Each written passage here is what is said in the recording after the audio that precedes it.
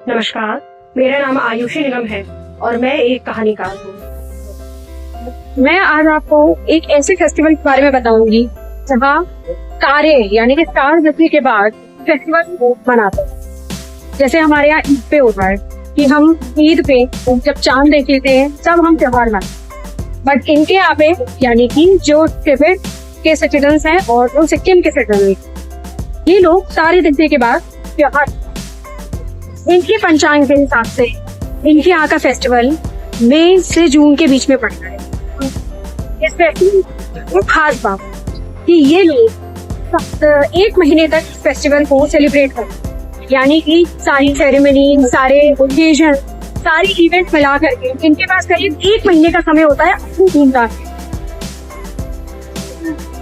इस त्योहार को हम बुद्ध जी की जन्म के,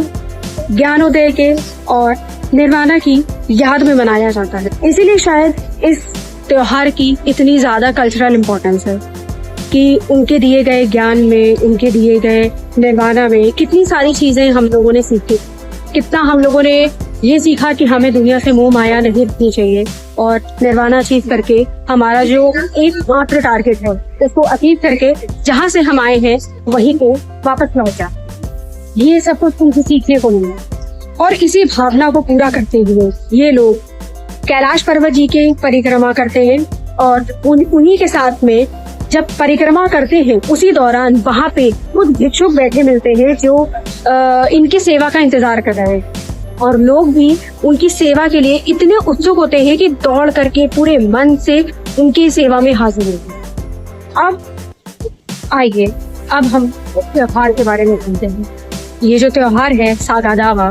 तिब्बत और सिक्किम के लोगों का खास त्योहार, ये बेसिकली बुद्ध जी की याद में मनाया जाता है। उनके जन्म, उनका ज्ञानोदय, उनका निर्वाणा, ये इनकी याद में मनाया जाता है। तो इस शायद इस त्योहार की इतनी कल्चरल इम्पोर्टेंस। एक चीज का और यहाँ पे बात करते हैं जिसमें हमारे प्यारे कैलाश पर्वत जी का उसमें जिक्र है। बेसिकली यहाँ पे जो लोग आते हैं वो लोग इसी कैलाश पर्वत की 108 बार परिक्रमा करते हैं इस श्योरिटी के लिए कि यहाँ पे इस श्योरिटी के लिए कि आने वाले फ्यूचर को हम अब ब्लेस्ड करें और जो भी हम आगे काम करेंगे, जो भी पुण्य करेंगे, यानी कि जो भी सेवा करेंगे वो और अच्छे से दिल लगा के। अब इस फेस्टिवल के मेन रीजन पे पहुंचते हैं कि किस तरीके से ये लोग गुड डीड्स करके यानी कर्म करके इस त्योहार को और भी अच्छा बनाते हैं। इंसानियत का लहजा रखते हुए ये लोग आर्थिक रूप से कमजोर लोगों की सहायता करते हैं और जो उनके आसपास के जानवर उन सबकी सेवा करते हैं। सेवा के साथ साथ में उन सभी चीजों का ध्यान रखा जाता है जो उनकी जरूरत है। जैसे कोई जानवर बीमार है तो उसकी सेवा करना, कोई भी इंसान अगर आर्थिक रूप से कमजोर या उसे किसी भी दवाई, किसी भी केयर की जरूरत है तो वो इनके द्वारा अपनी सेवा को पूरा कर सकते हैं। अब भगवान की भी माया देखिए, माया नहीं है, भगवान का ये प्रेम है हम सबके लिए कि उनको पता है कि हम इस त्योहार को किस अच्छे से मनाते हैं, तो उन्होंने भी इस वक्त की जितनी भी एनर्जीज है उन सबको इतना हाई कर दिया ताकि हम ज्यादा से ज्यादा पुण्य करें। और वो होता है ना, कम चीज में ज्यादा, कम पैसे में ज्यादा मुनाफा। तो सॉरी, मुझे ये सब चीजों के बारे में नहीं मालूम है, तो कम चीजों के बारे में सॉरी, जो कम चीजों में ज्यादा मुनाफा वाली जो कहावत है ना, वो यहीं से कि हम उस वक्त पे हम छोटे से छोटा कर्म करके भी इतना ज्यादा मुनाफा कमा सकते हैं। ये लोग ये सब चीजें प्लीज आप लोग जरूर ट्राई करिएगा।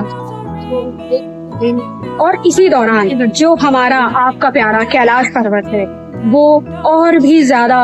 अट्रैक्शन का कारण बनता है। जैसे कि जो कैलाश पर्वत है उस टाइम वो इसके पास में ही है, पास तो नहीं है, मतलब थोड़ा दूरी पे है, क्योंकि 2 तरीके के लोग मनाते हैं, एक सिक्किम के और एक तिब्बत के। और भी लोग मनाते तो शायद मुझे उतना ज्ञान नहीं है इस चीज का, माफ कीजिएगा। लेकिन जो सिक्किम और जो तिब्बत के लोग हैं वो ये फेस्टिवल को मनाते हैं। फेस्टिवल मनाने के साथ साथ ये लोग कैलाश पर्वत पे भी विजिट करते हैं और उस यानी कि जो हमारे प्यारे कैलाश पर्वत हैं उनकी उन पर्वत की 108 बार परिक्रमा करते हैं और भगवान से ये मांगते हैं कि वो आने वाले टाइम में उनको ब्लेस्ड करें और इतना ज्यादा अच्छे से उन्हें बनाएं कि वो और लोगों की सेवा करें।